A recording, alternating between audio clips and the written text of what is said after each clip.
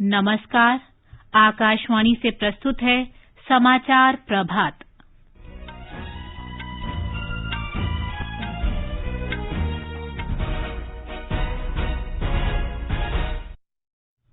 प्रधानमंत्री नरेंद्र मोदी ने कहा, न्यूनतम समर्थन मूल्य और कृषि उपज विपणन समिति की मंडियां जारी रहेंगी। किसानों से नए कृषि कानूनों को एक बार परखने का किया अनुरोध। प्रधानमंत्री नरेंद्र मोदी ने अमेरिका के राष्ट्रपति जो बाइडेन से रणनीतिक साझेदारी और नियम आधारित अंतर्राष्ट्रीय व्यवस्था पर चर्चा की। उत्तराखंड में तपोवन सुरंग में फंसे मजदूरों को बाहर निकालने का बड़े पैमाने पर बचाव अभियान शुरू किया गया। बिहार के मुख्यमंत्री नीतीश कुमार आज मंत्रिमंडल का विस्तार करेंगे और चेन्नई क्रिकेट टेस्ट मैच जीतने के लिए भारत को इंग्लैंड के खिलाफ आज अंतिम दिन 381 रन बनाने की जरूरत।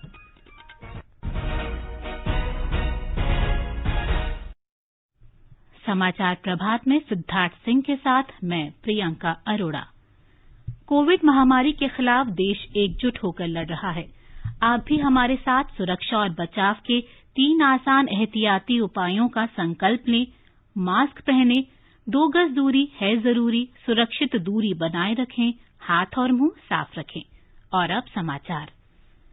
प्रधानमंत्री नरेंद्र मोदी ने जोर देकर कहा है कि नए कृषि कानूनों से देश के छोटे और बहुत छोटे किसानों का विकास होगा। संसद के दोनों सदनों के समक्ष राष्ट्रपति के अभिभाषण पर धन्यवाद प्रस्ताव का राज्यसभा में उत्तर देते हुए श्री मोदी ने कहा कि नए कृषि कानूनों का उद्देश्य देश के 12 करोड़ छोटे और बहुत छोटे किसानों की आकांक्षाओं को पूरा करना है। केंद्र द्वारा शुरू किए गए अनेक सुधारों और योजनाओं का जिक्र करते हुए उन्होंने कहा कि एनडीए सरकार अपने वायदों के अनुसार गरीबों और किसानों को अधिकार संपन्न बनाने के लिए वचनबद्ध है। श्री मोदी ने कहा कि 2014 में फसल बीमा योजना का दायरा बढ़ाया गया और किसानों के 90,000 करोड़ रुपए के बीमा दावे निपटाए गए, जिससे छोटे किसानों को बहुत फायदा हुआ। हमने फसल बीमा योजना का दायरा बढ़ा दिया ताकि छोटा किसान भी उसका फायदा ले सके और बहुत मामूली रकम से ये काम शुरू किया और पिछले 4-5 साल में फसल बीमा योजना के तहत 90,000 करोड़ रुपए उसके क्लेम किसानों को मिले। श्री मोदी ने कहा कि प्रधानमंत्री किसान योजना के अंतर्गत करीब 1,15,000 करोड़ रुपए सीधे किसानों के खातों में अंतरित किए गए हैं। प्रधानमंत्री ने कहा कि बड़े और अधिक फायदेमंद बाजारों तक किसानों की पहुंच बढ़ाने के लिए सरकार ने किसान रेल और किसान उड़ान जैसी योजनाएं शुरू की हैं। पहली बार हमने किसान रेल की कल्पना की। छोटा किसान का माल बिकता नहीं था।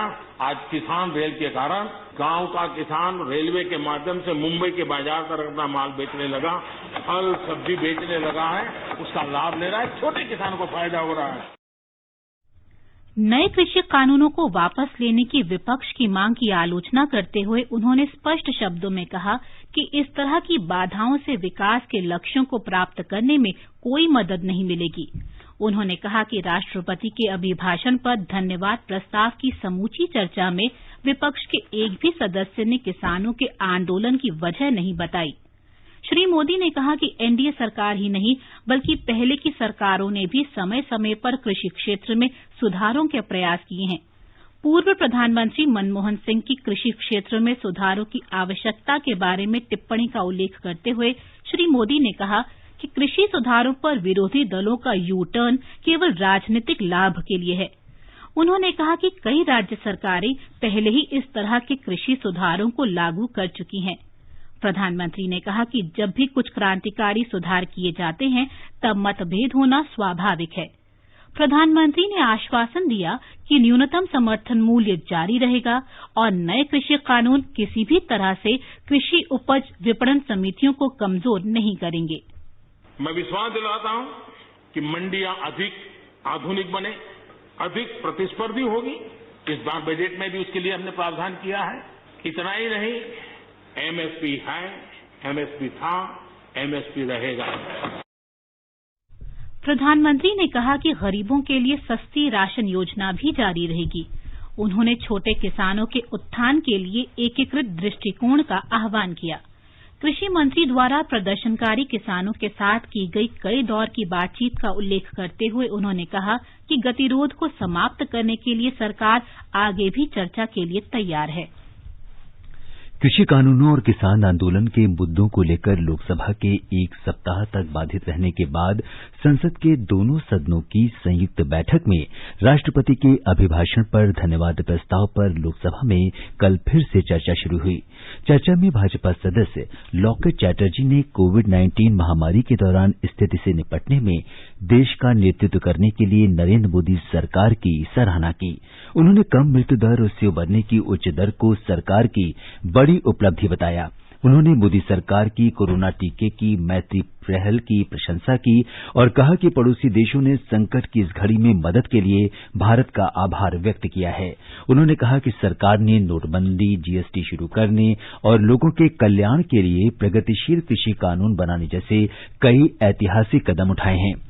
चर्चा में भाग लेते हुए कांग्रेस के वरिष्ठ नेता अधीर रंजन चौधरी ने कृषि कानूनों के खिलाफ किसानों के आंदोलन के प्रति सरकार के रवैये पर सवाल उठाए। उन्होंने आरोप लगाया कि सरकार का किसानों के साथ टकरावपूर्ण रवैया है और वो उनके आंदोलन को बदनाम करने की कोशिश कर रही है।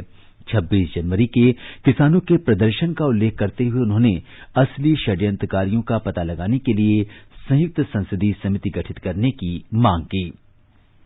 डीएमके नेता टीआर बालू ने कहा कि किसानों को किसी भी कीमत पर परेशान नहीं किया जाना चाहिए, लेकिन दुर्भाग्यवश गरीब किसान दिल्ली के बाहरी इलाकों में परेशानियों का सामना कर रहे हैं। श्री बालू ने कहा कि तीनों कृषि कानूनों को अविलंब वापस लेना चाहिए। बीजू जनता दल के पिनाकी मिश्रा ने कहा कि सरकार को 26 जनवरी की घटना की निष्पक्ष जांच करानी चाहिए। उन्होंने कहा कि देश के शीर्ष नेतृत्व को इस मुद्दे पर किसानों से बात करनी चाहिए। उन्होंने ये भी आग्रह किया कि केंद्र सरकार को स्वामीनाथन समिति की सिफारिशें लागू करनी चाहिए। बहुजन समाज पार्टी के सांसद रितेश पांडेय ने कहा कि किसानों को आतंकवादी बताया जाना निंदनीय है। उन्होंने कहा कि केंद्र सरकार को किसानों की बात सुननी चाहिए और कृषि कानूनों को वापस लेना चाहिए। भारतीय जनता पार्टी के जगदम्बिका पाल ने कहा कि प्रधानमंत्री नरेंद्र मोदी के नेतृत्व में एनडीए सरकार ने देश में कोविड महामारी से निपटने में उल्लेखनीय कार्य किया है। किसानों के मुद्दे पर उन्होंने कहा कि सरकार का इस मामले में बहुत उदार रवैया है, अन्यथा किसानों से कई दौर की बातचीत नहीं होती। इससे पहले सदन के पहले स्थगन के बाद शाम 5 बजे जब कार्यवाही दोबारा शुरू हुई तो रक्षा मंत्री राजनाथ सिंह ने लोकसभा सदस्यों से राष्ट्रपति के अभिभाषण पर धन्यवाद प्रस्ताव पर चर्चा जारी रखने का आग्रह किया। उन्होंने कहा कि सदन की गरिमा बनाए रखनी चाहिए और प्रत्येक सदस्य का कर्तव्य है कि वो सदन की ये परंपरा का सम्मान करे। उन्होंने कहा कि भारत स्वस्थ लोकतंत्र वाला देश है और निश्चय ही हर पार्टी इसे बरकरार रखना चाहती है। इससे पहले लोकसभा की बैठक कृषि कानूनों पर शोर शराबे के बाद शाम 5 बजे तक के लिए स्थगित की गई थी। सदन की कार्यवाही शुरू होते ही कई विपक्षी दलों के सदस्य सरकार के खिलाफ नारेबाजी करते हुए अध्यक्ष के आसन के पास एकत्रित हो गए और नए कृषि कानूनों को वापस लेने की मांग करने लगे। लोकसभा अध्यक्ष ओम बिरला ने उत्तेजित सदस्यों से सदन में व्यवस्था बनाए रखने और उनसे अपनी अपनी सीटों पर जाने का आग्रह किया। शोर शराबे के बीच उन्होंने प्रश्नकाल चलाने की भरसक कोशिश की और कहा कि संसदीय लोकतंत्र में प्रश्नकाल का बड़ा महत्व है, लेकिन हंगामा जारी रहने पर सदन की कार्यवाही स्थगित कर दी गई। लोकसभा में आज राष्ट्रपति के अभिभाषण पर धन्यवाद प्रस्ताव पर फिर चर्चा शुरू होगी। सदन में मध्यस्थता और समाधान संशोधन विधेयक 2021 पर भी चर्चा होनी है। राज्यसभा की कार्यसूची में केंद्रीय बजट पर चर्चा शामिल है। राज्यसभा में राष्ट्रीय राजधानी दिल्ली विधि विशेष प्रावधान द्वितीय संशोधन विधेयक 2021 और प्रमुख बंदरगाह प्राधिकरण 2020 पर चर्चा होगी। केंद्रीय पर्यावरण मंत्री प्रकाश जावड़ेकर ने कल राज्यसभा में बताया कि हरियाणा में इस साल पराली जलाने की घटनाओं में 25% की कमी आई है। एक प्रश्न के उत्तर में श्री जावड़ेकर ने कहा कि इस साल दिल्ली की हवा में प्रदूषणकारी तत्वों की मात्रा कम रही।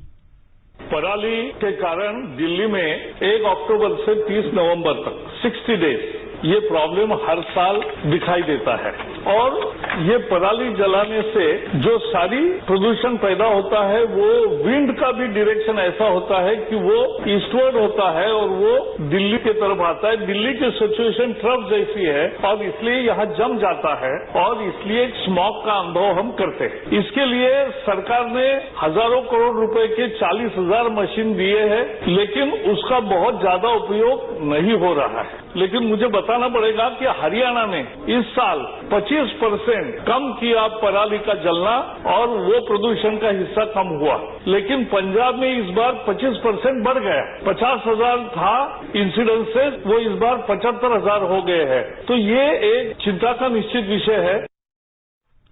रक्षा मंत्री राजनाथ सिंह ने कहा है कि सरकार प्रतिरक्षा सेनाओं में स्वदेशीकरण को बढ़ावा देने को वचनबद्ध है।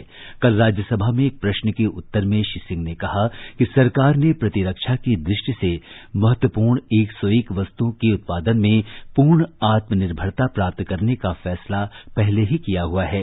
उन्होंने जोर देकर कहा कि इन वस्तुओं का अब विदेशों से आयात नहीं किया जाएगा। उन्होंने कहा कि हमें ये सुनिश्चित करना होगा कि इन वस्तुओं का उत्पादन देश में ही हो। एक अन्य प्रश्न के उत्तर में रक्षा मंत्री ने बताया कि देश को अब तक फ्रांस से 11 रफाल विमान मिल चुके हैं और इस साल मार्च के अंत तक इनकी संख्या 17 हो जाएगी। रक्षा मंत्री ने बताया कि अगले वर्ष अप्रैल में भारत को फ्रांस से सभी 36 रफाल लड़ाकू विमान मिल जाएंगे। ये समाचार आकाशवाणी से प्रसारित किए जा रहे हैं।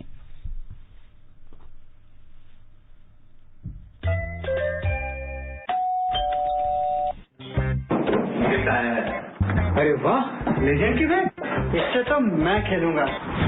फ्यूचर बैटिंग लेजेंड मैं हूँ। इसमें जिसका नाम लिखा है बैट उसी को मिलेगी। अरे यार, देखा, अगर इससे मेरा नाम नहीं लिखा होता तो कितनी दिक्कत हो जाती। इसलिए आरबीआई कहता है बैंक अकाउंट हो या बैंक लॉकर, उसमें नॉमिनी का नाम जरूर दर्ज करें ताकि आपकी जमा पूंजी उसी को मिले जिसे आपने नामित किया है। आरबीआई कहता है जानकार बनिए, सतर्क रहिए। अधिक जानकारी के लिए 14440 पर मिस्ड कॉल दें। भारतीय रिजर्व बैंक द्वारा जनहित में जारी। खुजली झटपट दूर करे, जालिम लोशन, वही नाम वही काम, कुछ भी नहीं बदला। चर्म रोगों का दुश्मन जालिम लोशन। समाचार प्रभात में आपका फिर स्वागत है। आगे बढ़ने से पहले एक नजर मुख्य समाचारों पर। प्रधानमंत्री नरेंद्र मोदी ने कहा, न्यूनतम समर्थन मूल्य और कृषि उपज विपणन समिति की मंडियां जारी रहेंगी। किसानों से नए कृषि कानूनों को एक बार परखने का किया अनुरोध। प्रधानमंत्री नरेंद्र मोदी ने अमेरिका के राष्ट्रपति जो बाइडेन से रणनीतिक साझेदारी और नियम आधारित अंतर्राष्ट्रीय व्यवस्था पर चर्चा की। उत्तराखंड में तपोवन सुरंग में फंसे मजदूरों को बाहर निकालने का बड़े पैमाने पर बचाव अभियान शुरू किया गया। बिहार के मुख्यमंत्री नीतीश कुमार आज अपने मंत्रिमंडल का विस्तार करेंगे और चेन्नई क्रिकेट टेस्ट मैच जीतने के लिए भारत को इंग्लैंड के खिलाफ आज अंतिम दिन 381 रन बनाने जरूरी।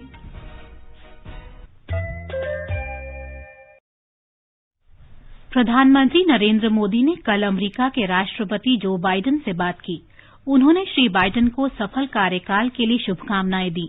दोनों नेताओं ने क्षेत्रीय मुद्दों और साझा प्राथमिकताओं पर बातचीत की। उन्होंने जलवायु परिवर्तन का सामना करने के लिए सहयोग और बढ़ाने पर भी सहमति व्यक्त की।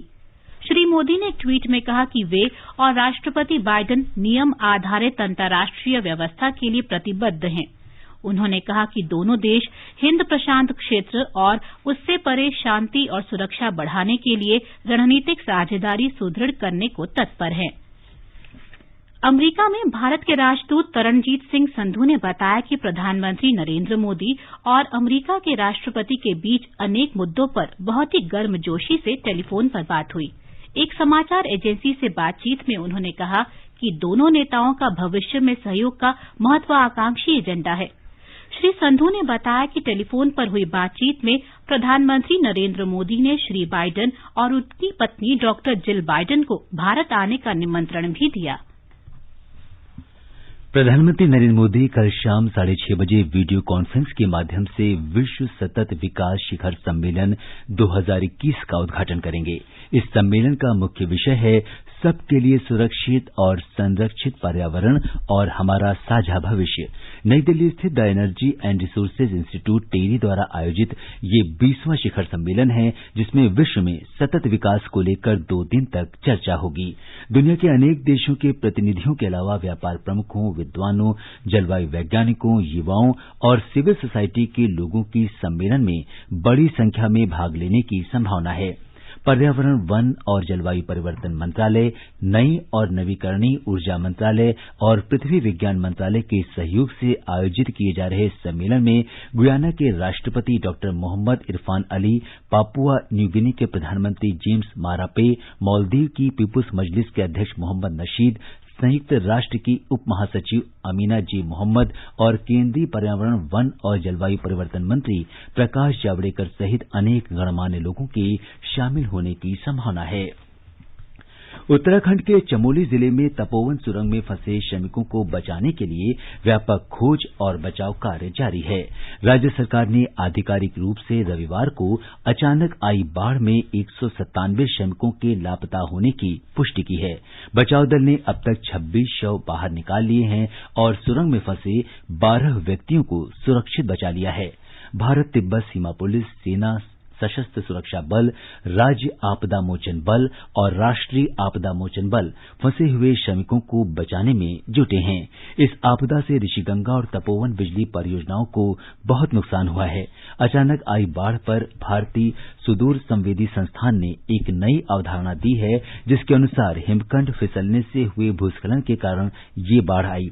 हमारे संवाददाता ने बताया है कि मुख्यमंत्री त्रिवेंद्र सिंह रावत बचाव कार्यों का जायजा लेने के लिए चमोली पहुंच गए हैं।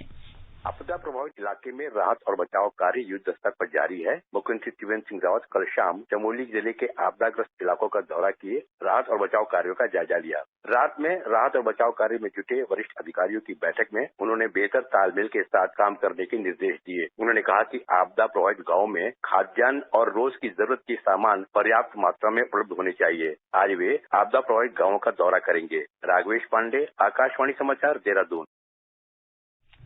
उत्तर प्रदेश सरकार ने 4 अधिकारियों का दल चमोली जिले के जोशीमठ भेजा है। राज्य सरकार राहत और बचाव कार्यों में उत्तराखंड सरकार के साथ समन्वय के लिए हरिद्वार में नियंत्रण कक्ष बनाएगी। उत्तराखंड में तपोवन में आई प्राकृतिक आपदा में उत्तर प्रदेश के लखीमपुर, खीरी और श्रावस्ती जिलों के लगभग 39 लोग लापता हैं। हमारे संवाददाता ने बताया है कि मुख्यमंत्री योगी आदित्यनाथ ने गृह विभाग को आदेश दिया है कि लापता लोगों के परिवारजनों से संपर्क करें और उन्हें हर संभव सहायता उपलब्ध कराएं। बिहार में आज मुख्यमंत्री नीतीश कुमार के मंत्रिमंडल का विस्तार किया जाएगा। पटना में राजभवन में आज दोपहर 12:30 पर राज्यपाल फागू चौहान नए मंत्रियों को पद और गोपनीयता की शपथ दिलाएंगे। हमारे संवाददाता ने बताया है कि 243 सदस्यों वाली बिहार विधानसभा के अधिकतम 36 सदस्यों को मंत्री बनाया जा सकता है। मंत्रिमंडल विस्तार में 17 को नए मंत्री बनाए जाने की संभावना है। भाजपा कोटे से 9 जबकि जनता दल यूनाइटेड से 8 मंत्री शपथ लेंगे। दोनों पार्टी की ओर से इस बार नए चेहरे को मौका दिया जाएगा। भाजपा के वरिष्ठ नेता और पार्टी प्रवक्ता शाहनवाज हुसैन को मंत्रिमंडल में शामिल किया जा रहा है। इस समय एनडीए सरकार में मुख्यमंत्री नीतीश कुमार को छोड़कर 13 मंत्री हैं। इनमें भाजपा से 7, जेडीयू से 4 जबकि हिंदुस्तानी आवाम मोर्चा और विकासशील इंसान पार्टी से एक मंत्री हैं। गौरतलब है कि राज्य मंत्रिमंडल का गठन पिछले साल 16 नवंबर को हुआ था। उस समय मुख्यमंत्री समेत 15 लोगों ने शपथ ली थी, जिनमें एक मेवालाल चौधरी ने भ्रष्टाचार के आरोप के कारण इस्तीफा दे दिया था। आकाशवाणी समाचार के लिए पटना से कृष्ण कुमार लाल। स्वास्थ्य मंत्रालय ने कहा है कि पिछले 24 दिनों में 60 लाख टीके लगाकर भारत इतने कम समय में इतनी बड़ी संख्या में कोविड टीकाकरण करने वाला दुनिया का अग्रणी देश बन गया है। कल नई दिल्ली में मीडिया से बातचीत में स्वास्थ्य मंत्रालय में अपर सचिव डॉक्टर मनोहर अगनानी ने बताया कि 60 लाख टीके लगाने में अमेरिका को 26 दिन और ब्रिटेन को 46 दिन लगे। उन्होंने ये भी बताया कि 16 जनवरी से शुरू हुए टीकाकरण अभियान के बाद से अब तक 60,33,660 लोगों को टीके लग चुके हैं। इनमें 54,12,270 स्वास्थ्यकर्मी और 6,23,390 अग्रिम पंक्ति के कार्यकर्ता शामिल हैं। श्री अगनानी ने यह भी बताया कि कल 35 राज्यों और केंद्र शासित प्रदेशों में टीकाकरण अभियान चलाया गया, जिसमें 2,23,298 लोगों को टीके लगाए गए। The vaccination sessions were organized in 35 states and UTs, and the provisional figures which are available up to 6 p.m. All India beneficiaries who are vaccinated are 2,23,298. So the total hospitalizations till date are 29, and out of these 29, 19 have been discharged after treatment. One is under treatment, and there has been 9 deaths. In terms of hospitalization against percentage of vaccinations, it comes to 0.0005%. Bihar में अभी तक 97,291 स्वास्थ्यकर्मियों और अग्रिम पंक्ति के कार्यकर्ताओं को कोरोना के टीके लगाए जा चुके हैं। राज्य के किसी भी हिस्से से टीकाकरण के बाद किसी तरह की प्रतिकूल प्रतिक्रिया होने की सूचना नहीं मिली है। इस बीच बिहार में कोरोना से स्वस्थ होने वालों की दर बढ़कर 99.22% हो गई है, जो राष्ट्रीय औसत से 1.92% अधिक है। राज्य में अभी तक 2,59,054 मरीज स्वस्थ हो चुके हैं। वहां कोरोना के उपचाराधीन मरीजों की संख्या में लगातार कमी आ रही है। फिलहाल केवल 783 मरीजों का विभिन्न अस्पतालों में इलाज चल रहा है। राज्य के 23 जिलों में किसी भी व्यक्ति के संक्रमित होने की जानकारी नहीं मिली है। बिहार में अभी तक 2,15,00,000 लोगों की कोरोना जांच हो चुकी है। गुजरात में पिछले 24 घंटे में कोविड के 232 नए मामले सामने आए। राज्य में कोविड से स्वस्थ होने की दर बढ़कर 97.51% हो गई है। हमारे संवाददाता ने खबर दी है कि कल 39,000 से अधिक व्यक्तियों को कोविड से बचाव के टीके लगाए गए। गुजरात में कल 976 टीकाकरण केंद्रों द्वारा 49,005 लोगों को कोविड-19 के खिलाफ टीके लगाए गए। इसके साथ ही राज्य में अब तक कुल 6,04,184 लोगों को टीके लगाए जा चुके हैं। इस बीच राज्य में अब तक कुल 2,57,120 मरीज कोविड-19 संक्रमण से ठीक हो चुके हैं। इनमें से 450 मरीज पिछले 24 घंटे में ठीक हुए। राज्य में अब 2,160 सक्रिय मामले हैं, जिसमें से 23 मरीजों को वेंटिलेटर पर रखा गया है। कल सबसे अधिक 57 नए मामले वडोदरा में दर्ज हुए, जबकि अहमदाबाद में 49 नए मामले सामने आए। योगेश पंड्या, आकाशवाणी समाचार, अहमदाबाद। महाराष्ट्र में कल 36,266 स्वास्थ्यकर्मियों और अग्रिम पंक्ति के कार्यकर्ताओं को कोरोना से बचाव के टीके लगाए गए। इसके साथ ही राज्य में अब तक 5,09,746 लोगों को टीके लगाए जा चुके हैं। कल दिन भर में 22,200 स्वास्थ्यकर्मियों को टीके लगाए गए, जबकि अग्रिम पंक्ति के 14,066 कार्यकर्ताओं को भी टीके लगे। उनमें से 36,013 लोगों को कोविशील्ड टीके लगाए गए, जबकि 253 लोगों को स्वदेशी कोवैक्सीन की खुराक दी गई। महाराष्ट्र में कल कोविड संक्रमण के 2,216 नए रोगी सामने आए। इसे मिलाकर राज्य में कुल संक्रमित व्यक्तियों की संख्या बढ़कर 20,46,287 हो गई है। वहीं 15 मौतों के साथ कुल मरने वालों की संख्या बढ़कर 51,325 हो गई है। इनमें से 8 लोगों की मौत पिछले 48 घंटों के दौरान हुई है, जबकि 6 लोगों की मृत्यु पिछले सप्ताह हुई थी। ये 6 मौतें राज्य में विदर्भ क्षेत्र के यवतमाल जिले में हुई थी। कल 3,423 व्यक्तियों को विभिन्न अस्पतालों से छुट्टी दी गई। महाराष्ट्र में इस संक्रमण से ठीक होने वालों की संख्या बढ़कर 19,58,971 हो गई है। महाराष्ट्र में ठीक होने वालों की दर इस समय 95.73% है। मृत्यु दर 2.51% है। इस समय 34,720 व्यक्ति उपचाराधीन हैं। मुंबई महानगर क्षेत्र, जिसमें मुंबई शहर और उसके उपनगर भी शामिल हैं, में 705 नए संक्रमण के मामले सामने आए, जिससे ये संख्या बढ़कर 7,05,39 हो गई है। ओडिशा में 39,000 से अधिक स्वास्थ्यकर्मियों और अग्रिम पंक्तियों के कार्यकर्ताओं को कल कोविड से बचाव के टीके लगाए गए। इनमें 27,000 से अधिक अग्रिम पंक्ति के कार्यकर्ता और 12,000 स्वास्थ्यकर्मी हैं।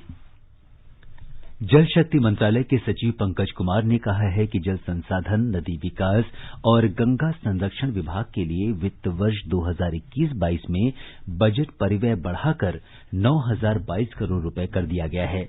पिछले वर्ष ये 7,262 करोड़ रुपए था। श्री कुमार ने नई दिल्ली में मीडिया को बताया कि इस बार के बजट में अटल भूजल योजना के लिए 330 करोड़ रुपए निर्धारित किए गए हैं। उन्होंने कहा कि ग्रामीण स्वच्छ भारत मिशन के लिए 9,994 करोड़ रुपए से अधिक आवंटित किए गए हैं, जबकि 2021-22 के लिए 15वें वित्त आयोग ने ग्रामीण स्थानीय निकायों को स्वच्छता के लिए 13,470 करोड़ रुपए का आवंटन किया है। केंद्रीय अन्वेषण ब्यूरो सीबीआई ने पश्चिम बंगाल में आसनसोल की एक अदालत में सीमा सुरक्षा बल के कमांडेंट सतीश कुमार और 6 अन्य लोगों के खिलाफ पशु तस्करी मामले में आरोप पत्र दायर किया है। एफआईआर के अनुसार कुमार दिसंबर 2015 से अप्रैल 2017 तक बीएसएफ की 36वीं बटालियन में कमांडेंट के तौर पर मालदा में तैनात थे। इस मामले की सुनवाई कल होगी। राजस्थान में महाजन फायरिंग रेंज में भारत अमेरिका का संयुक्त सैन्य अभ्यास युद्धाभ्यास कल दोनों देशों के राष्ट्रीय ध्वजारोहण के साथ शुरू हुआ। ये युद्धाभ्यास 21 फरवरी तक चलेगा। 14 दिन तक चलने वाले युद्धाभ्यास में संयुक्त राष्ट्र के दिशा निर्देशों के तहत उग्रवाद और आतंकवाद से निपटने के बारे में संयुक्त प्रशिक्षण पर जोर दिया गया है। चेन्नई के एमए चिदम्बरम स्टेडियम में इंग्लैंड के खिलाफ पहले टेस्ट मैच के अंतिम दिन आज भारतीय टीम अपनी दूसरी पारी में 1 विकेट पर 39 रन के स्कोर से आगे खेलना शुरू करेगी। 420 रनों के लक्ष्यों का पीछा कर रही भारतीय टीम को इस मैच में जीत के लिए और 381 रन बनाने होंगे। इससे पहले इंग्लैंड की दूसरी पारी 178 रन पर सिमट गई। भारत की ओर से आर अश्विन ने 6 विकेट लिए, जबकि शहबाज नदीम को 2 विकेट मिले। तेज गेंदबाज जसप्रीत बुमराह और ईशांत शर्मा ने 1-1 विकेट लिए। ये समाचार हमारी वेबसाइट newsonair.com/hindi पर भी उपलब्ध हैं।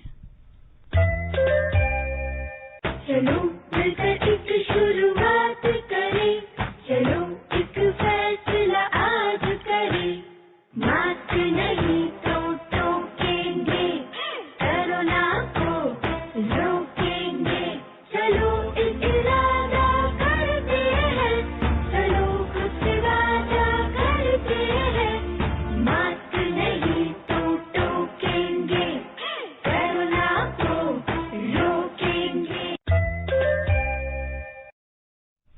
और सिद्धार्थ, अब बताएं कि आज के समाचार पत्रों में क्या विशेष है। जी हाँ प्रियंका, अगर आज के समाचार पत्रों पर एक नजर डालें तो राष्ट्रपति के अभिभाषण पर राज्यसभा में धन्यवाद प्रस्ताव पर हुई चर्चा के जवाब में प्रधानमंत्री नरेंद्र मोदी द्वारा किसानों से आंदोलन वापस लेने की अपील राष्ट्रीय सहारा सहित सभी अखबारों की प्रमुख खबर है। पत्र लिखता है, प्रधानमंत्री ने कहा मिल बैठकर चर्चा करेंगे, सारे रास्ते हैं खुले। बकौल दैनिक जागरण, किसान आंदोलन के नाम पर राजनीति चमका रहे लोगों पर प्रधानमंत्री ने निशाना साधा, आंदोलन जीवन से बचे देश। अमर उजाला ने लिखा है, किसान बोले वार्ता को तैयार, सरकार तय करे तारीख। जनसत्ता ने बताया है, सरकार ने गलत सूचना फैलाने वाले पाकिस्तान और खालिस्तान समर्थकों से संबंधित ट्विटर के 1178 खातों को बंद करने का आदेश दिया। दैनिक ट्रिब्यून ने रक्षा मंत्री के बयान को अहमियत दी है, मार्च तक 17 और रफाल लड़ाकू विमान आएंगे भारत, अप्रैल 2022 तक भारत को मिल जाएंगे पूरे रफाल। उत्तराखंड के चमोली जिले में रविवार को आई प्राकृतिक आपदा पर नवभारत टाइम्स ने विशेषज्ञों की राय दी है, ऊपरी हिमालय में दोपहर का तापमान 5 डिग्री से ज्यादा, कम बर्फबारी, तापमान में हुई बढ़ोतरी दे रहे हादसों को दावत। अमर उजाला का कहना है, सुरंग में फंसे लोगों को बचाने के लिए रात में भी जारी अभियान। खुलेंगे देश भर में बंद पड़े कॉलेज और उच्च शिक्षा संस्थान। राजस्थान पत्रिका ने बताया है, विश्वविद्यालय अनुदान आयोग ने जारी किए दिशा निर्देश, शोध और स्नातकोत्तर विद्यार्थियों को मिलेगी प्राथमिकता। दैनिक भास्कर ने लिखा है, सीबीएसई बोर्ड परीक्षाओं के लिए फॉर्म भरने का एक और मौका, 10वीं और 12वीं की परीक्षा के लिए 13 फरवरी तक फॉर्म भर सकेंगे। हिंदुस्तान की सुर्खी है, नेपाल जाने के लिए भारतीय नागरिकों को ऑनलाइन आवेदन करना होगा, नेपाल ने कोविड को देखते हुए नई व्यवस्था लागू की है। हिन्दुस्तान ने कामकाजी लोगों के लिए खुशखबरी शीर्षक से श्रम सचिव का बयान प्रकाशित किया है। सरकार नए श्रम कानूनों में हफ्ते में 4 दिन काम और 3 दिन छुट्टी के प्रावधान पर विचार कर रही है। और अंत में मुख्य समाचार एक बार फिर। प्रधानमंत्री नरेंद्र मोदी ने कहा, न्यूनतम समर्थन मूल्य और कृषि उपज विपणन समिति की मंडियां जारी रहेंगी।